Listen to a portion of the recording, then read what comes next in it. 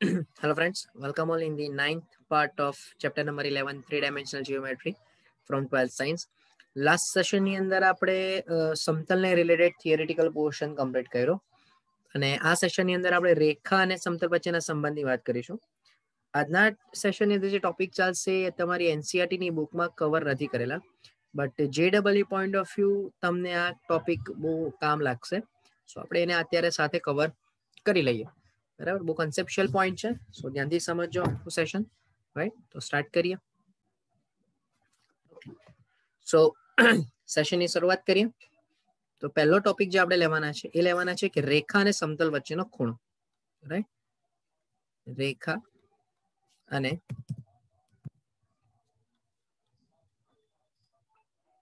સમતલ વચ્ચેનો ખૂણો સમજો.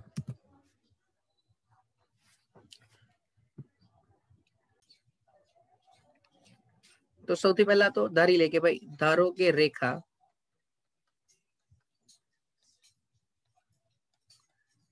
L from R bar બરાબર A bar plus KL bar,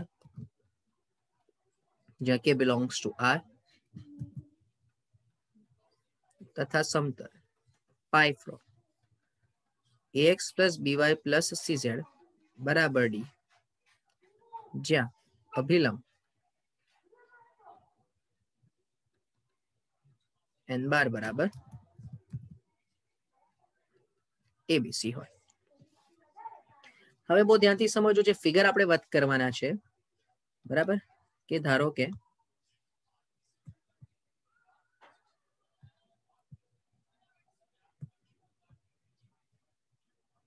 આ સમતલ હોય, આ સમતલનો અભિલંબ N bar,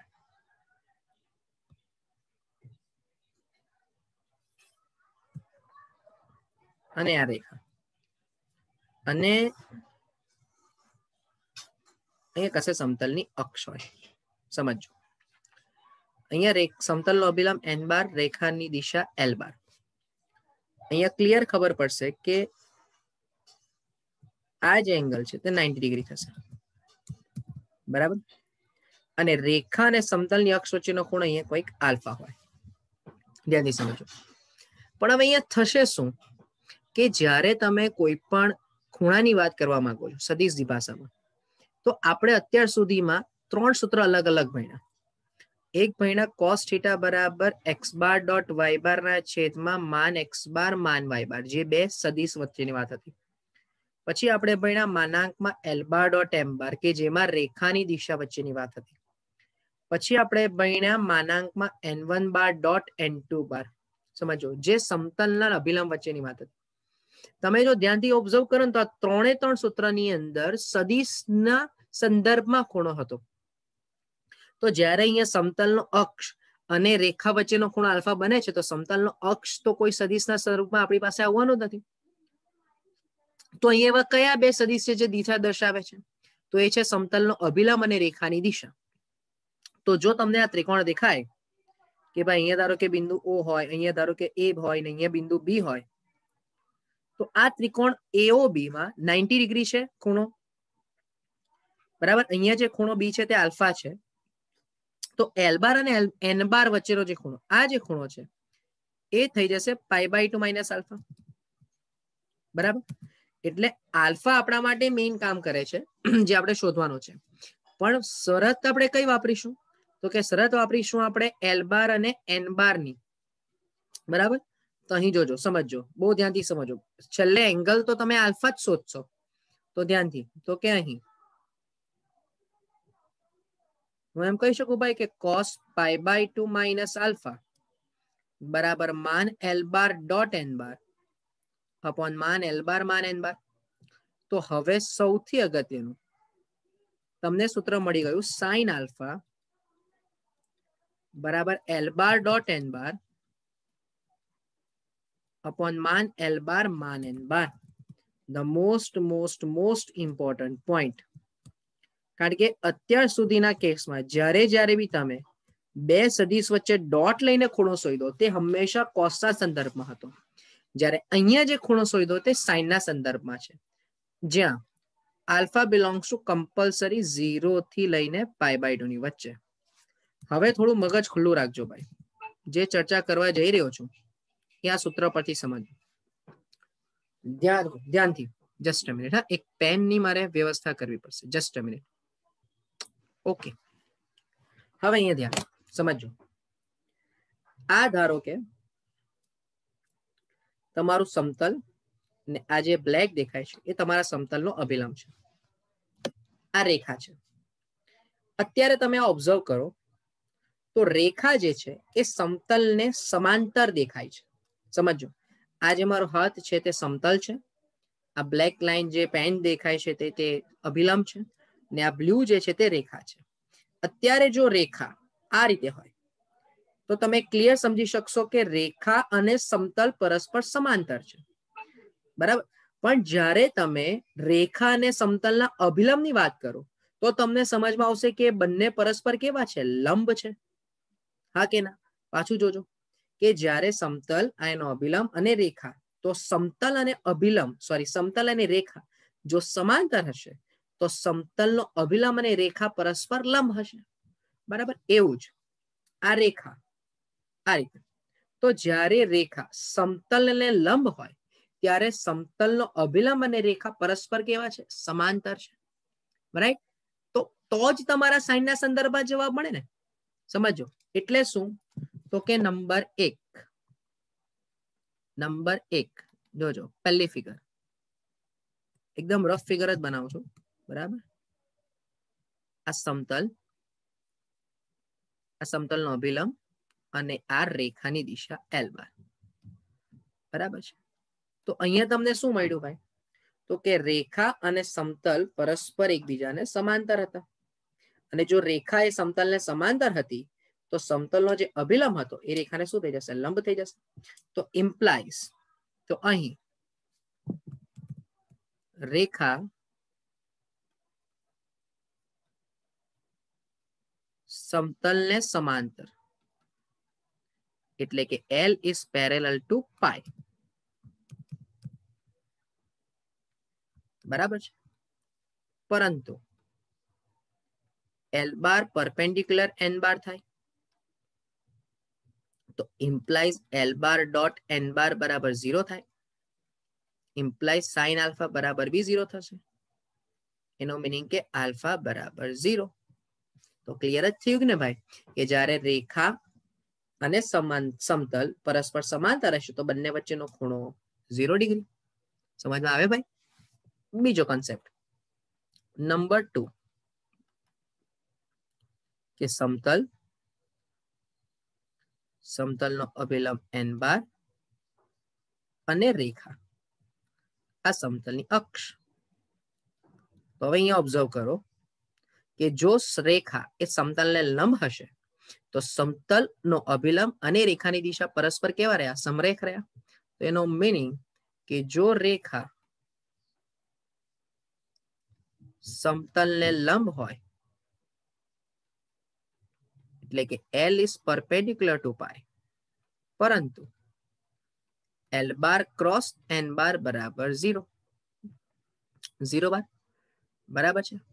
એનો મિનિંગ સમજો કે ત્યારે તમને સાઇનની કોઈ પણ વેલ્યુ તમને ચોક્કસ મળવાની નથી, કારણ કે L બાર ક્રોસ N બાર 0 બાર છે ને. હા કે ના?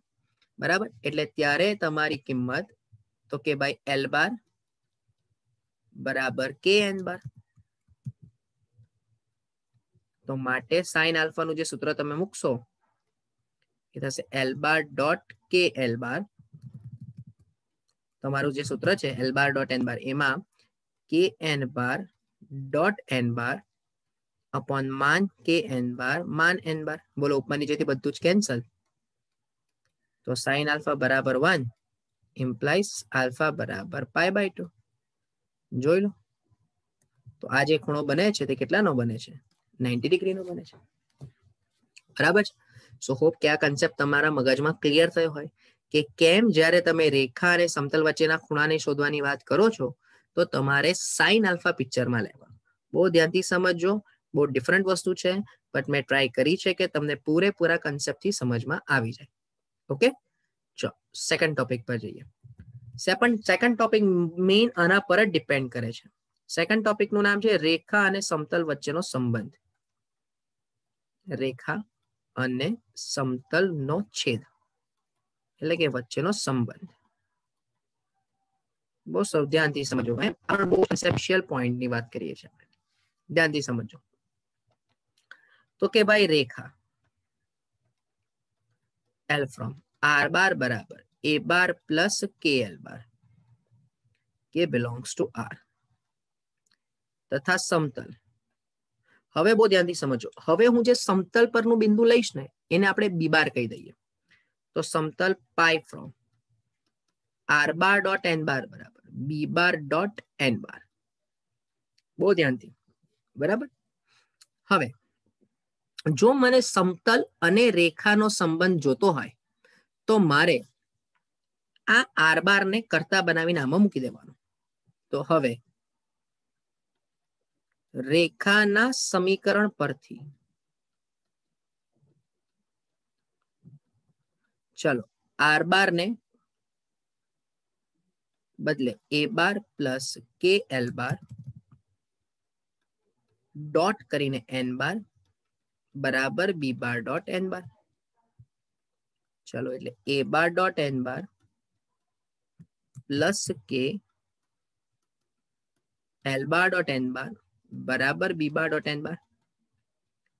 સો K L bar dot N બાર બરાબર B bar dot N bar minus A bar dot N બાર.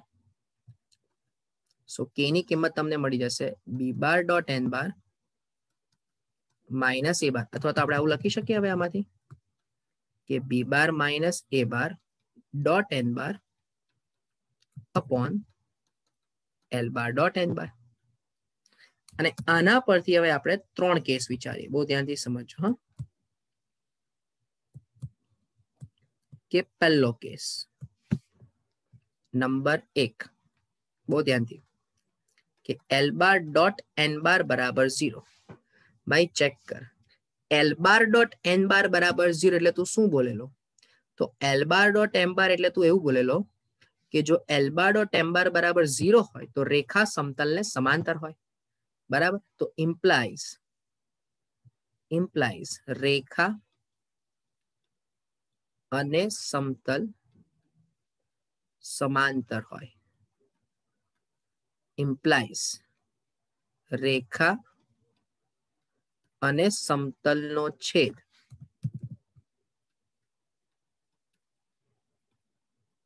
ખાલી ગણ મળે.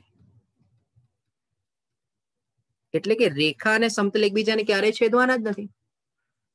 એટલે કે જો આ સૂત્રની અંદર બી તમે વિચારો કે L બાર ડોટ N બાર 0 તો છેદ 0 ને છેદ 0 તો કોઈ k ની કિંમત મળવાની જ નથી. બરાબર, આ પહેલો કેસ થયો. બીજો case L bar dot N bar not 0. હવે L bar dot N bar not 0 હોય તો એમાં પાછા 2 કેસ. એમાં A સમજો, B બાર માઇનસ A બાર બરાબર 0 ઇમ્પ્લાઇઝ રેખા સમતલમાં જ હશે. એટલે કે L belongs to pi implies રેખાના તમામ બિંદુ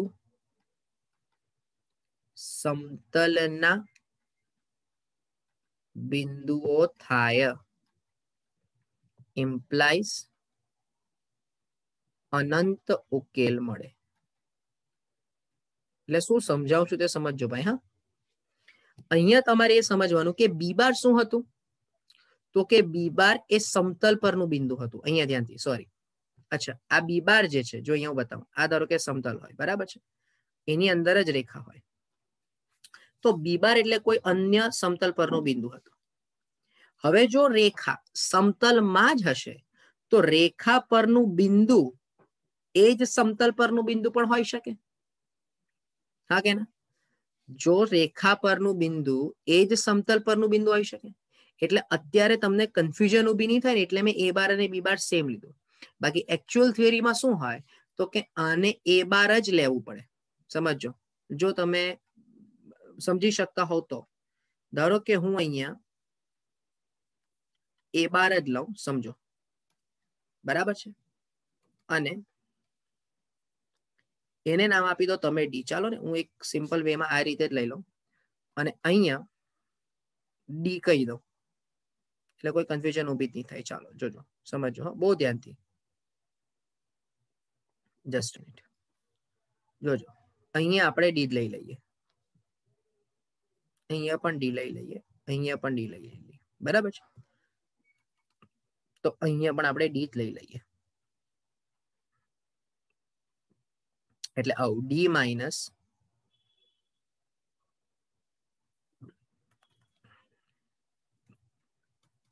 A બાર અને એમાં પહેલી શરત આ જે D જે છે B બાર માઇનસ A બાર છે એને બદલે બહુ ધ્યાનથી સમજો, આપણે એવું કહી દઈએ કે પોઈન્ટ છે D bar minus A bar, D bar D minus A bar dot n બાર બરાબર 0. તો હવે આખી વાર્તા શું સમજ્યા તમે કે જ્યારે આ A બાર અને આ A બાર બંને એકના એક જ હોય. હવે આ જે A બાર છે તે રેખા પરનું બિંદુ છે. હવે અહીંયાથી આપણે B બાર ને પિક્ચરમાંથી હટાવી દઈએ, બરાબર. અને અહીંયા જે તમે A બાર લીધેલો કે A બાર ડોટ n બાર કરવાથી જે D બાર મળેલો, બરાબર, એ પણ બિંદુ સમતલનું જ બિંદુ થયું, બરાબર. એટલે રેખા પરનું જે બિંદુ છે એ જ સમતલ પરનું બિંદુ હોય તો બંને બિંદુ થયા તો એકના એક જ ને, બરાબર. બંને બિંદુ થયા તો એકના એક જ. તો compulsory A bar dot n બાર કરવાથી જે જવાબ મળે છે તે, અને અહીંયા તમે આ n bar dot n A બાર જે લાવ્યા એ બંને થશે તો એકના એક જ, સમજો, બરાબર છે. અને જો એ બંને એકના એક જ થાય તો એનો મિનિંગ શું થયો કહેવાય કે જે રેખા છે એ સમતલની અંદર જ હશે, એટલે કે સમતલમાં હશે, લાઈક ધીસ. તો એનો મિનિંગ કે રેખા પર જેટલા પણ બિંદુઓ આવે છે એ બધા જ બિંદુઓ સમતલમાં હશે ને એને કેવો ઉકેલ કહેવાશે? અસંખ્ય ઉકેલ કહેવાશે, કારણ કે રેખા પર તો અસંખ્ય બિંદુઓ હોય. પણ જો ભૂલથી નંબર બી કે D minus A bar dot n બાર નો જવાબ, D minus A bar dot n બાર નો જવાબ નોટ 0, તો થઈ ગયું કે રેખા સમતલને સમાંતર હશે, સમતલને સમાંતર થાય. Therefore, L is parallel to pi. અને આ કેસમાં રેખા અને સોરી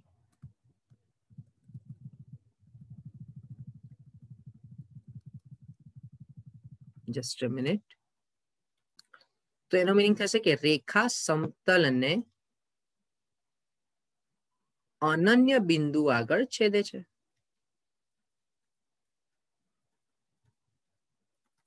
સમજો, એટલે એનો મીનિંગ શું થશે કે ભાઈ આ સમતલ, આ અભિલંબ અને આ રીતે કઈક રેખા મળે છે. તો અત્યારે જે આ ખૂણો છે, બરાબર, એ ખૂણો 0 ડિગ્રી તો નથી જ, π/2 પણ નથી, બરાબર. હવે 0 ડિગ્રી નથી એટલે સમાંતર નથી ને π/2 નથી એટલે લંબ પણ નથી, બરાબર છે. તો શરત શું આવશે તો કે રેખા અને સમતલ પરસ્પર કંઈક ને કોઈક જ બિંદુમાં છેદે, એટલે આવી કંઈક શરત મળશે કે આ સમતલ, આ અભિલંબ અને રેખા આ રીતે, સોરી, રેખા આ રીતે કંઈક હશે, સમજો. એટલે અહીંયા કશે રેખા અને સમતલ વચ્ચે, અભિલંબ વચ્ચે ખૂણો તો મળશે, પણ તમે ઓબ્ઝર્વ કરો તો આ રેખા જે છે તે સમતલને અનન્ય બિંદુ આગળ છેદે છે, બરાબર. કારણ કે હવે જે આ ડી હતો એ ડી કઈ રીતે મળેલો? સમતલ પરના બિંદુ અને અભિલંબના ડોટથી. અને આ જે A બાર છે તે કોણ છે? રેખા પરનું બિંદુ અને સમતલનો અભિલંબ. તો જો રેખા પરનું બિંદુ અને સમતલ પરનું બિંદુ અલગ અલગ હોય તો આ પણ છેલ્લે હતું તો A બાર ડોટ n બાર જ ને, પણ આ n બાર સમતલ પરનું બિંદુ છે ને આ બિંદુ A બાર એ રેખા પરનું બિંદુ છે ને એ બંને બિંદુ કેવા હશે? અલગ અલગ હશે. ધેટ મીન્સ કે તમારું કોઈક એક જ બિંદુ આગળ રેખા એ સમતલને છેદતું હશે, બરાબર. સો તમને સવાલ એવો પૂછાઈ શકે કે તમને રેખાનું સમીકરણ આપી દે, તમને સમતલનું સમીકરણ આપી દે ને એમ પૂછે કે ચકાસો કે રેખા ને સમતલ એકબીજાને છેદે છે કે પરસ્પર સમાંતર છે કે શું છે.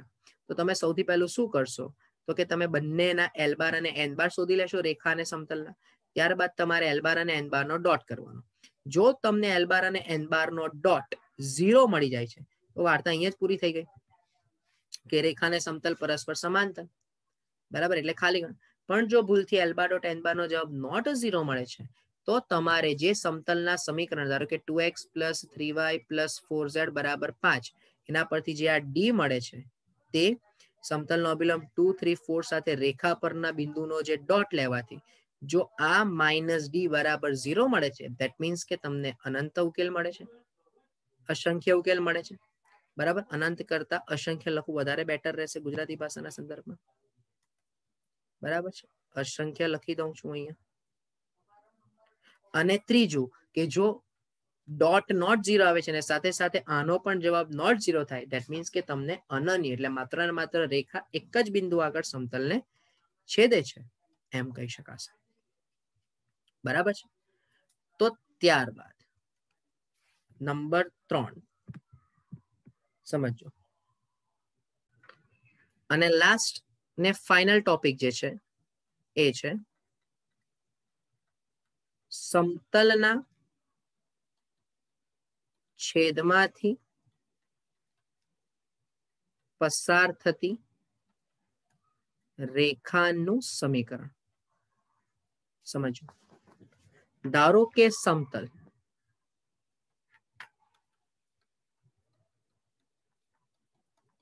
π1 from a1x b1y c1z બરાબર d1 અને π2 બરાબર a2x b2y અને c2z બરાબર d2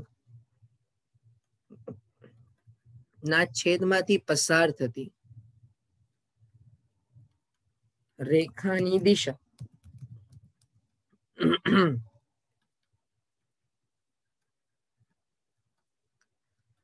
L બાર બરાબર n1 બાર ક્રોસ n2 બાર. સૌથી અગત્યનું એટલે આમ કહેવા માંગુ છું કે ધારો કે આ કોઈ એક સમતલ છે, આ અન્ય કોઈ એક સમતલ છે. સમજો. બરાબર, આ પહેલા સદિશનો અભિલંબ n બાર, અહીંયા કોઈક બીજા સદિશનો અભિલંબ મળી જાય, તમને બીજા સમતલનો અભિલંબ મળી જાય. બરાબર, જે હશે n બાર. સમજો, અહીંયા n1 બાર, અહીંયા n2 બાર. અને આ જે રેખા જે દેખાય આ તમારી રેખા L છે. બરાબર, તો આ જે રેખા L નું સમીકરણ શોધવાનું હશે તો સમીકરણ માટે રેખાના સમીકરણ માટે તમને બે વસ્તુ જોઈએ, એક તો રેખાની દિશા જોઈએ અને બીજું રેખા પરનું બિંદુ જોઈએ. બરાબર, તો રેખા પરની દિશા કેવી રીતે શોધશો તો ભાઈ એ બંને સમતલનો ક્રોસ એ તમને રેખાની દિશા આપે. પછી સર રેખા પરનું બિંદુ શું કરી રીતે કેવી રીતે શોધશો તો રેખા પરના બિંદુને શોધવા માટે બે સમતલ વચ્ચેના અસંખ્ય બિંદુઓ, કારણ કે જ્યારે બે સમતલ એકબીજાને આમ છેદતા હોય, સમજો. બરાબર, તો તમે ખાલી ઘરે એક નોટ આમ ખોલીને જોજો. બરાબર, ધારો કે તમે આ નોટ ખોલીને જુઓ છો તો વચ્ચે જે ફાટો પડે છે એ માની લો કે એ રેખા છે, તો એના પર તો અસંખ્ય બિંદુ આવતા હશે જે બે સમતલનો છેદ જ હશે. હા કે ના? તો તમારા માટે શું કરવાનું તો કે તમારે કોઈ પણ એક ચલ, સમજો બહુ ધ્યાનથી, કોઈ પણ એક ચલ, ક્યાં તો x, ક્યાં તો y, ક્યાં તો z, ત્રણમાંથી કોઈ પણ એક ચલને તમારે શૂન્ય ધારવાનું. શૂન્ય ધારીને તમને જે બે સમીકરણ મળે, જેમ કે હું અહીંયા z ને 0 ધારી લઉં તો મને સમીકરણ મળશે a1x b1y બરાબર d1, a2x b2y બરાબર d2. તો બોલો હવે બે સમીકરણ અને બે ચલ એ બંનેનો લોપ કરવાનો, એના પરથી તમને x અને y ની કિંમત મળશે. તો તમારું બિંદુ x ની જે કિંમત આવશે તે, y ની જે કિંમત આવશે તે, અને z બરાબર જે તમે 0 ધાર્યું છે એ કરીને તમને રેખા પરનું બિંદુ મળશે જે સમતલના અસંખ્ય બિંદુઓમાંનું એક બિંદુ હશે. હવે આ કયો કન્સેપ્ટ છે તો કે ભાઈ જ્યારે તમે ચેપ્ટર નંબર 3 4 નિશ્ચાયક ભણેલા ત્યારે આપણે સમીકરણ સંહતિનો જે ઉકેલ ભણેલા એમાંનો છેલ્લો કેસ કે અસંખ્ય ઉકેલ ક્યારે મળે, બરાબર, તેનો આ એક પોઈન્ટ છે. પણ હવે એ જો હું અત્યારે ડિટેલમાં કરાવવા જઈશ તો તમારા સમજની બહાર જતું રહેશે. બરાબર. પણ અત્યારે ખાલી એટલું યાદ રાખવાનું કે તમારે જ્યારે બે સમતલના છેદમાંથી પસાર થતી રેખાનું સમીકરણ જોતું હોય તો રેખાની દિશા L બાર બરાબર N1 બાર ક્રોસ N2 બાર અને રેખા પરના બિંદુને શોધવા માટે સમતલના બે સમીકરણો પૈકી બંને સમીકરણમાંથી કોઈ પણ એક ચલ, કોઈ પણ, ક્યાં તો x, ક્યાં તો y, ક્યાં તો z, પણ પરંપરા એવી બોલે કે z બરાબર 0 લઈ લેવાનું. પછી જે બે સમીકરણ વચ્ચે x અને y ના સ્વરૂપમાં એના પરથી તમારે લોપ કરીને x અને y ની કિંમત શોધી લેવાની. એટલે તમને એક બિંદુ મળી જશે જેમાં x નું મૂલ્ય હશે, y નું મૂલ્ય હશે અને z નું મૂલ્ય તમે ઓલરેડી 0 ધાર્યું છે. તો એના પરથી તમને રેખાનું સમીકરણ મળી જશે. બરાબર છે.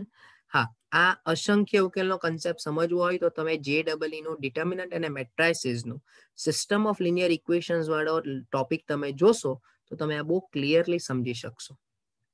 ઓકે, સો અહીંયા આ ચેપ્ટરની તમામ થિયરીઓ કમ્પ્લીટ થાય છે. બરાબર.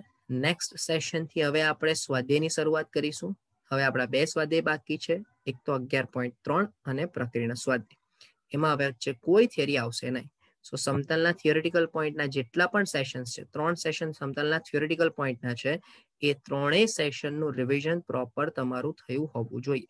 આ સેશન, એની પહેલાનું સેશન, એની પહેલાનું સેશન, તો જ તમારા ક્વેશ્ચન સ્વાધ્યાયમાં સવાલો તમે પ્રોપરલી આન્સર કરી શકશો. Okay, so thank you from my side.